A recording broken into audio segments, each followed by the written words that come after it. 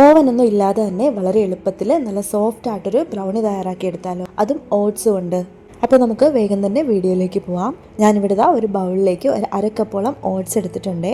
അതിലേക്ക് ഇനി ഒരു അരക്കപ്പോളം പാല് കൂടെ ചേർത്ത് കൊടുത്ത് നന്നായിട്ടൊന്ന് മിക്സ് ചെയ്ത് കുതിർത്തെടുക്കാം. ബ്രൗണിയൊക്കെ തയ്യാറാക്കി എടുക്കുമ്പോൾ നമുക്ക് മൈദയുടെ ഒന്നും ആവശ്യമില്ല കേട്ടോ. ഓട്സ് മാത്രം ഉണ്ടെങ്കിൽ നമുക്ക് ഇതുപോലെ വളരെ പെട്ടെന്ന് തന്നെ തയ്യാറാക്കി എടുക്കാവുന്നതേ ഉള്ളേ. പെട്ടെന്ന് തന്നെ ഈ ഓട്സ് പാലിൽ നന്നായിട്ട് തന്നെ കുതിർന്ന് കിട്ടും. ഇപ്പോൾ നന്നായിട്ട് കുതിർന്ന് വന്നിട്ടുണ്ട്. ഇനി ഇതിലേക്ക് അല്പം കൂടെ പാല് ചേർത്ത് കൊടുക്കുന്നുണ്ട് കേട്ടോ. ഒരു 1/4 കപ്പോളം പാല് കൂടി ചേർത്ത് കൊടുത്തിട്ടുണ്ട്. ഓട്സ് ഇപ്പോൾ നല്ല സോഫ്റ്റ് ആയിട്ട് വന്നിട്ടുണ്ട്. ഇനി ഇതിലേക്ക് വേണ്ടിയിട്ട് 2 റോബസ്റ്റ പഴമാണ് ഞാൻ എടുത്തിട്ടുള്ളത്. ഈ പഴം നന്നായിട്ടൊന്ന് ഉടച്ച് ചേർത്ത് കൊടുക്കണം. ഒരുപാട് സ്മൂത്ത് പേസ്റ്റ് ആയിട്ടങ്ങ് ഉടഞ്ഞു പോകണ്ട, അതുകൊണ്ടാണ് ഞാൻ ഇങ്ങനെ ഉടച്ചെടുത്തിട്ടുള്ളത്. ഇതിങ്ങനെ ചേർത്ത് കൊടുത്താൽ മാത്രമേ ബ്രൗണി കുക്കായി വരുമ്പോഴേക്കും ഇതിൻ്റെ ഒരു ഫ്ലേവർ നമുക്ക് കിട്ടുകയുള്ളൂ കേട്ടോ. അതുകൊണ്ടാണ് പഴം ഒരുപാടങ്ങ് സ്മൂത്ത് ആക്കാതെ ഇങ്ങനെ ചേർത്ത് കൊടുത്തിട്ടുള്ളത്. ഇനി ഇതൊന്ന് ചേർത്ത് നന്നായിട്ടൊന്ന് മിക്സ് ചെയ്തെടുക്കാം.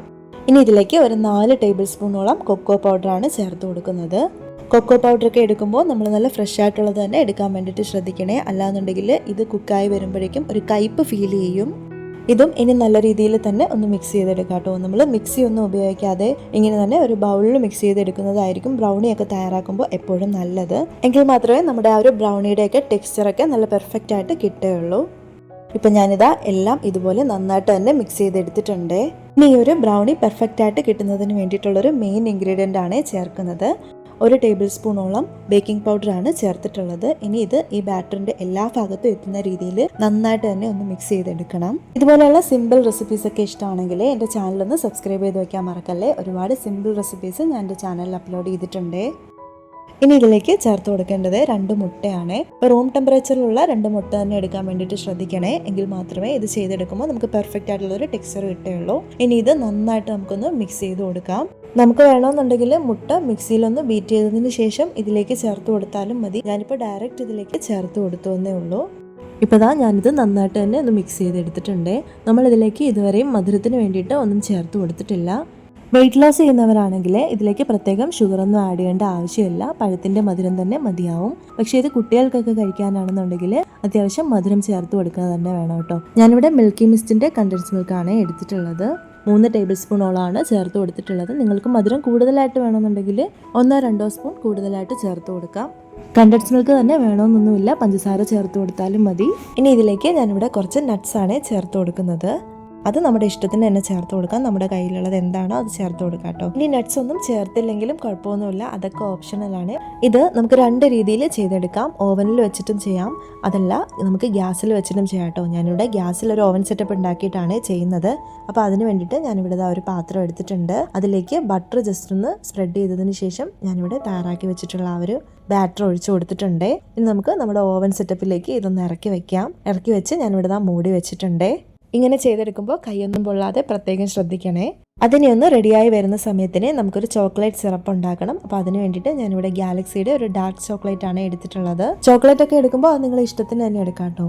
ഞാനിനി ഇതിലേക്ക് ഒരല്പം ബട്ടറും കൂടെ ചേർത്തതിന് ശേഷം നന്നായിട്ടൊന്ന് മെൽറ്റ് ചെയ്തെടുക്കുവാണ്. ഒരല്പം ചൂട് പാലൊഴിച്ചിട്ട് ഒന്ന് മിക്സ് ചെയ്ത് കഴിഞ്ഞാൽ വളരെ പെട്ടെന്ന് തന്നെ നമുക്കിതുപോലെ ചോക്ലേറ്റ് റെഡിയായി കിട്ടും. ഇപ്പോൾ ഒരു 30 മിനിറ്റോളം ആയിട്ടുണ്ട്. നമ്മുടെ ഈ ഒരു ബ്രൗണി റെഡിയായി വന്നിട്ടുണ്ട്. ഇനി നമുക്കിതൊന്ന് ചൂടാറുന്നതിന് വേണ്ടിയിട്ട് നമുക്ക് മാറ്റി വയ്ക്കാം. ഇത് നന്നായിട്ടൊന്ന് തണുത്ത് വന്ന് കഴിയുമ്പോഴേക്കും ഇതിൻ്റെ 4 സൈഡും നന്നായിട്ട് തന്നെ ഇളകി വരും കേട്ടോ. വളരെ പെട്ടെന്ന് തന്നെ നമുക്കിത് ഫ്ലിപ്പ് ചെയ്തെടുക്കാൻ പറ്റും. ഇനി നമുക്കിതൊന്ന് ഡെക്കറേറ്റ് ചെയ്യുന്നതിന് വേണ്ടിയിട്ട് മറ്റൊരു പാത്രത്തിലോട്ടൊന്ന് മാറ്റി വയ്ക്കാം. ഈ ഒരു ബ്രൗണി ഇപ്പം നന്നായിട്ട് സോഫ്റ്റ് ആയിട്ട് തന്നെ വന്നിട്ടുണ്ട്. ഇത് നമുക്ക് ഏത് ഷേപ്പിൽ വേണമെങ്കിലും ചെയ്തെടുക്കാവുന്നതേ ഉള്ളൂ. ഇനിയിപ്പോൾ നമ്മൾ തയ്യാറാക്കി വെച്ചിട്ടുണ്ടായിരുന്ന ആ ഒരു ചോക്ലേറ്റ് സിറപ്പാണ്. ഇതിന് മുകളിൽ നമുക്ക് ഇഷ്ടമുള്ള ഷേപ്പിൽ ഗാർണിഷ് ചെയ്ത് കൊടുക്കാം. ഞാനിപ്പോൾ ഇത് മൊത്തത്തിലങ്ങ് ചെയ്തു കൊടുത്തിട്ടുണ്ട്.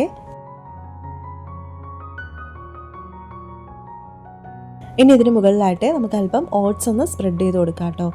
ഓട്സ് തന്നെ വേണമെന്നില്ല, ഓട്സിന് പകരം എന്തെങ്കിലും നട്ട്സൊക്കെ കട്ട് ചെയ്ത ശേഷം ഒന്ന് ഗാർണിഷ് ചെയ്തെടുത്താലും മതി.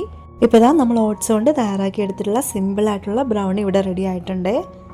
നല്ല സോഫ്റ്റ് ആൻഡ് സ്മൂത്ത് ടെക്സ്ചറായിട്ടാണ് കിട്ടിയിട്ടുള്ളത്. ഇനി നമുക്കിതൊന്ന് കട്ട് ചെയ്തെടുക്കാം. എന്തായാലും നിങ്ങൾ ഈ ഒരു റെസിപ്പി ട്രൈ ചെയ്ത് നോക്കാൻ മറക്കല്ലേ. നല്ല ടേസ്റ്റി ആയിട്ടുള്ളൊരു റെസിപ്പിയാണ് കേട്ടോ. വീഡിയോ ഇഷ്ടമായിട്ടുണ്ടെങ്കിൽ ചാനൽ ലൈക്ക് ചെയ്യാനും കമൻറ്റ് ചെയ്യാനും സബ്സ്ക്രൈബ് ചെയ്യാനും കൂടെ തന്നെ തൊട്ടടുത്തുള്ള ബെല്ലൈക്കനിലെ ഓൾ എന്നുള്ള ഓപ്ഷൻ എനേബിൾ ചെയ്ത് വെക്കാനും മറക്കല്ലേ. എങ്കിൽ മാത്രമേ ഞാൻ അപ്ലോഡ് ചെയ്യുന്ന വീഡിയോസിൻ്റെ നോട്ടിഫിക്കേഷൻസ് എല്ലാം നിങ്ങളിലേക്ക് കൃത്യമായിട്ട് എത്തുകയുള്ളൂ.